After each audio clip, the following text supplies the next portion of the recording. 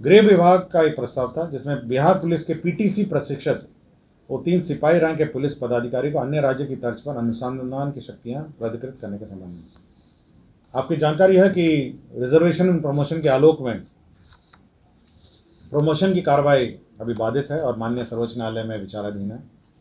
Promotion के अभाव में जो इन्वेस्टिगेटिंग ऑफिसर्स हैं उनकी कमी है। राज्य सरकार ने यह निर्णय लिया कि जो पीटीसी प्रशिक्षित 3 सिपाही हैं जो प्रमोशन के कगार पे हैं उनको अनुसंधान की शक्तियां दी जाए। केस में ट्रायल की जो केस में अनुसंधान की शक्तियां दी जाए, यह निर्णय राज्य सरकार ने लिया है। तो अब जो कांस्टेबल हैं जो पीटीसी उत्तीर्ण हैं, सिपाही के रैंक में हैं, ये अन्य राज्यों में भी यही व्यवस्था है क्योंकि वहाँ पे भी यही रिजर्वेशन प्रमोशन बाधित है, उन्होंने भी यही किया है। तो अब बिहार पीटीसी प्रशिक्षित 3 सिपाही रैंक के पुलिस पदाधिकारी अन्य राज्य की तर्ज पर अनुसंधान की शक्तियाँ प्राधिकृत होगी। तो ये लोग होंगे लेस देन एएसआई? हाँ, less than ASI, just below ASI.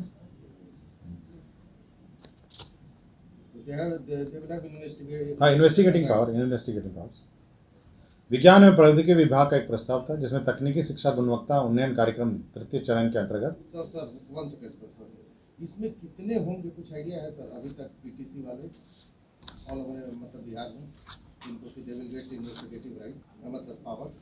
इसमें वर्तमान में राज्य पुलिस में 2832 सिपाही हैं जो पीटीसी प्रशिक्षित हैं, 2832।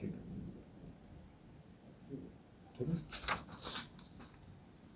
विज्ञान एवं प्रौद्योगिकी विभाग के अंतर्गत तकनीकी शिक्षा गुणवत्ता उन्नयन कार्यक्रम 3य चरण के अंतर्गत कंप्यूटर साइंस एंड इंजीनियरिंग संकाय के अंतर्गत नियोजित सहायक प्राध्यापकों का दिनांक 1/4/2023 से 31/3/2024 तक 1 वर्ष तक एक्सटेंशन हुआ तथा भौतिक, रसायन, गणित एवं अंग्रेजी संकाय के अंतर्गत नियोजित सहायक प्राध्यापकों को 1/4/2023 से 30/9/2023 6 माह तक एक्सटेंशन दिया है। अभी वर्तमान में पद रिक्त हैं और बहाली की प्रक्रिया चल रही है, तो बहाली की प्रक्रिया तक ये एक्सटेंशन का प्रस्ताव है। गृह विभाग का एक प्रस्ताव है कि राज्य में हो रहे यौन शोषण के अंतर्गत आपराधिक घटनाओं, मृतकों की पहचान स्थापित करने, बच्चों की चोरी, अदला बदली एवं पितृत्व मातृत्व के मामले की जांच के उद्देश्य से बिहार राज्य में क्षेत्र विधि विज्ञान प्रयोगशाला मुजफ्फरपुर, भागलपुर में डीएनए शाखा का एक यूनिट स्थापित करने के लिए राजपत्रित अराजपत्रित कोटि के कुल 14 पदों के सृजन की स्वीकृति है। तो ये डीएनए की जांच 2 स्थानों पर होगी, जो मुजफ्फरपुर और भागलपुर में, उसके लिए पदों का सृजन हुआ है। राज्य सरकार ने दानवीर भामाशाह की जयंती जो 29 अप्रैल को होगी, 29 अप्रैल को पुनईचक पार्क में उनके प्रतिमा स्थल पर राजकीय समारोह में के रूप में मनाए जाने का निर्णय लिया है। तो राजकीय समारोह के रूप में मनाया जाएगा 29 अप्रैल को भामाशाह की जयंती। बिहार में एक नया संवर्ग प्रोटोकॉल ऑफिसर्स का संवर्ग क्रिएट किया गया है। ये प्रोटोकॉल ड्यूटी में पटना एयरपोर्ट, दिल्ली एयरपोर्ट और गया एयरपोर्ट में रहेंगे। कुल 15 पदाधिकारी होंगे जिसमें प्रोटोकॉल मैनेजर के रूप में 1 रहेंगे, सीनियर प्रोटोकॉल ऑफिसर के रूप में 4 रहेंगे और प्रोटोकॉल ऑफिसर के रूप में 10 रहेंगे। तो ये सभी डेपुटेशन के आधार पर हैं। तो 15 लोगों का यह निर्णय लिया गया कि एक नया काडर बनेगा और ये प्रोटोकॉल ड्यूटी में रहेंगे। जो भी हमारे अतिथि हैं जो एयरपोर्ट में आते हैं जाते हैं और कोऑर्डिनेशन के लिए ये तीनों एयरपोर्ट में अवस्थित रहेंगे। एक प्रोटोकॉल मैनेजर होगा, 15 पद होंगे, तो 15 छोटा सा ही काडर है और 3 ही एयरपोर्ट इनको संभालना है। पटना एयरपोर्ट है, दिल्ली एयरपोर्ट है और गया एयरपोर्ट है। तो बहुत सारे हमारे गेस्ट आते हैं जिनको समस्या रहती है। ये परमानेंट काडर रहेगा, इनका ट्रेनिंग प्रशिक्षण प्रोटोकॉल में होगा और ये जो हमारे अतिथि हैं उनको रिसीव करेंगे और उनको डिपार्चर के लिए सेव करेंगे। काडर का नाम क्या होगा सर? प्रोटोकॉल काडर का नाम क्या होगा? इसका काडर का नाम मैं बता, बिहार प्रोटोकॉल संवर्ग भर्ती एवं सेवा शर्त नियमावली 2023 ये है। और protocol manager, senior protocol officer and protocol officer. Zamindari bonds को जो इशू हुए थे, जो निर्गत हुए थे 1972 और 1974 के बीच में, जमींदारी बॉन्ड 40 वर्षों के लिए निर्गत किए गए थे। इसमें बंद पत्र के बॉन्ड के रूप में 50 रुपये का बॉन्ड थे, 100 रुपये के बॉन्ड थे, 200 रुपये के बॉन्ड थे, 500 रुपये के बॉन्ड थे, 1000 रुपये के बॉन्ड थे, 5000 और 10,000 रुपये के बॉन्ड थे। तो ये विभिन्न बॉन्ड जो जमींदारी उन्मूलन हुआ, तो सभी जो भूधारी थे उनको बॉन्ड निर्गत किए थे राज्य सरकार ने, और ये RBI reserve bank of India ये बॉन्ड रखती थी और मेंटेन करती थी, और पेमेंट भी वहीं से होता था। हाल के दिनों में, वर्षों में ये देखा गया कि कोई बॉन्ड का क्लेमेंट नहीं आया, जो बचे हुए बॉन्ड हैं, और इस बॉन्ड को मेंटेन करने के लिए सरकार को 46 लाख रुपए सालाना RBI को देना भी पड़ता है। अब यह निर्णय लिया गया कि सरकार इस बॉन्ड सभी को RBI से लेकर अपने स्ट्रांग रूम में रखेगी, और अपने स्ट्रांग रूम में जब जब किसी को बॉन्ड अपना प्रस्तुत करके भुगतान चाहेगी तो सरकार उसको भुगतान कर देगी। तो RBI के स्थान पर राज्य सरकार, बॉन्ड होंगे सर? इसमें 4,63,152 4,63,152 कुल बंद पत्र है बताया। सामान्य प्रशासन विभाग का एक प्रस्ताव था। श्री अशोक कुमार 2 तत्कालीन सब जज ACGM मधुबनी, जो वर्तमान में निलंबित हैं, मुख्यालय मधेपुरा है, उनको गंभीर कदाचार के आरोप में सेवा से बर्खास्त किया गया है। अशोक कुमार 2 है, तत्कालीन सब जज ACGM मधुबनी, उनको बर्खास्त किया गया है। विज्ञान एवं प्रौद्योगिकी विभाग, आपको याद होगा कि विज्ञान एवं प्रौद्योगिकी विभाग के प्रस्ताव है जिसमें बिहार अभियंत्रण विश्वविद्यालय अधिनियम 2021 को नोटिफाई किया गया है। अब उसी के अंतर्गत जो स्टैट्यूट्स जो हैं उसका नोटिफिकेशन अब कैबिनेट से अप्रूव हुआ है। अब ये फुल फ्लेज कार्य करेगी, और बिहार अभियंत्रण विश्वविद्यालय अधिनियम 2021 की धारा 29 की धारा 1 के अंतर्गत विश्वविद्यालय का परिनियम, जिसको स्टैट्यूट्स कहते हैं, वो नोटिफाई करने के लिए मंत्रिपरिषद में स्वीकृति दी। तो यही एजेंडा है जो आज स्वीकृत है। नमस्कार। आज मंत्रिपरिषद में 11 विषयों पर स्वीकृति दी गई है। 2 योजनाओं पर स्वीकृति दी है, मैंने उसकी जानकारी देना चाहूँगा।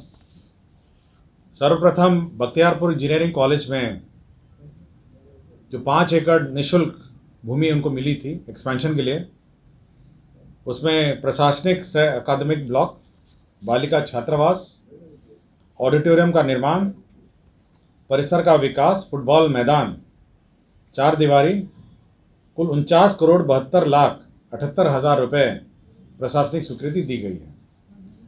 तो ये 7 निश्चय की योजना है, और जो वर्तमान में आपको पता होगा कि संचालित है अभी भी बख्तियारपुर में इंजीनियरिंग कॉलेज, उसमें अतिरिक्त जो स्टूडेंट्स हैं उनके लिए अकादमिक ब्लॉक, बालिका छात्रावास, ऑडिटोरियम निर्माण, परिसर विकास, फुटबॉल मैदान और 4 दीवारी की स्वीकृति दी है। तो ये एक योजना जिसकी स्वीकृति दी गई है। दूसरी योजना जो स्वीकृति दी गई है वह, आपको जानकारी होगा कि दरभंगा में राज्य सरकार ने एम्स के लिए, all Indian institute of medical sciences के लिए भूमि बहादुरपुर अंचल में एकमी शोभन बाईपास सड़क में विभिन्न खेसरा में 189.17 एकड़ में भूखंड में आवश्यकता अनुसार मिट्टी भराई का सैंक्शन किया। मिट्टी भराई और उसका बाउंड्री और उसका आधारभूत संरचना, इसके लिए 3,09,29,59,000 रुपये की प्रशासनिक स्वीकृति दी है। यह जो ज़मीन है वो सड़क से थोड़ी नीची है, जिस कारण से इसको मिट्टी भराई और बाउंड्री वॉल इसको करेंगे। तत्पश्चात यहाँ पर all Indian institute of medical sciences Darbhanga जो प्रस्तावित है उसका निर्माण किया जाएगा। ये कुल एकड़ आपका है 189.17 एकड़ है। तो ये ज़मीन मैं बता देता हूँ कहाँ पे है। बहादुरपुर अंचल, एकमी शोभन बाईपास सड़क, मौजा बलिया, और थाना नंबर 120/2। ठीक है। तो ये 2 योजनाएं हैं जो स्वीकृति दी गई हैं। मोटर वाहन संशोधन अधिनियम 1988, आपको पता होगा कि जो में संशोधन, और बिहार मोटर गाड़ी नियमावली 1992, और इसमें आवश्यक संशोधन 1988, धारा 165 धारा 76। इसकी नियमावली जो 2023 है उसका नया नियमावली बनाया गया है। इसमें पहले आपको जानकारी होगा कि बीच में हम लोगों ने एक ट्रिब्यूनल बनाया था और राज्य सरकार पहले भुगतान करती थी और उसके बाद इंश्योरेंस कंपनी से क्लेम करती थी। माननीय सर्वोच्च न्यायालय ने प्रक्रिया निर्धारित कर दी है और भारत सरकार ने भी प्रक्रिया निर्धारित कर दी है कि ट्रिब्यूनल के माध्यम से ही जो डेथ और अन्य क्लेम्स हैं, इंजरी क्लेम्स हैं, वो भुगतान होंगे। और यह भी उस आदेश में निर्गत है कि यदि राज्य सरकार भुगतान करेगी तो इंश्योरेंस कंपनी उतना कम भुगतान करेगी। तो यह तो राज्य सरकार का घाटा हुआ। राज्य सरकार ने अभी क्या किया है कि सभी जिलों में अब ट्रिब्यूनल का गठन होगा। जो भी क्लेमेंट हैं डेथ के या इंजरी के, जो भी इंश्योरेंस क्लेम है वहाँ पे ट्रिब्यूनल में दर्ज करेंगे। जिला स्तर पर एक न्यायिक पदाधिकारी की अध्यक्षता में है, ये रिटायर्ड न्यायिक पदाधिकारी की अध्यक्षता में एक न्यायाधिकरण है। तो ये वहाँ पे जो ट्रिब्यूनल है वो निर्णय लेगी और भुगतान हो सकेगा।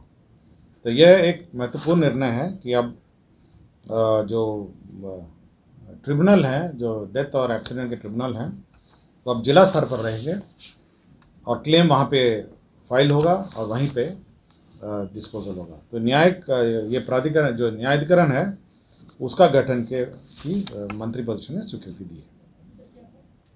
अभी एक ही था, पूरे राज्य में एक था और बड़ी कठिनाई होती थी और होता ये था कि राज्य सरकार पेमेंट करती थी और उसके बाद इंश्योरेंस कंपनी से क्लेम होता था। लेकिन हुआ ये कि माननीय सर्वोच्च न्यायालय में एक केस चला, भारत सरकार ने भी के भी पार्ट था और सभी राज्य थे। तो सर्वोच्च न्यायालय में निर्णय हुआ कि राज्य सरकार अगर भुगतान करेगी तो इंश्योरेंस कंपनी उतना कम भुगतान करेगी और क्लेम जो होगा वो केवल न्यायाधिकरण जो ट्रिब्यूनल है वही भुगतान करेगा। तो उसको सहूलियत देने के लिए हर जिला में अब एक ट्रिब्यूनल का गठन किया जाएगा। अब तो ट्रिब्यूनल देगा ना, अगर राज्य सरकार देगी तो फिर इंश्योरेंस कंपनी का फायदा हो गया ना, इंश्योरेंस कंपनी उतना कम भुगतान करेगी।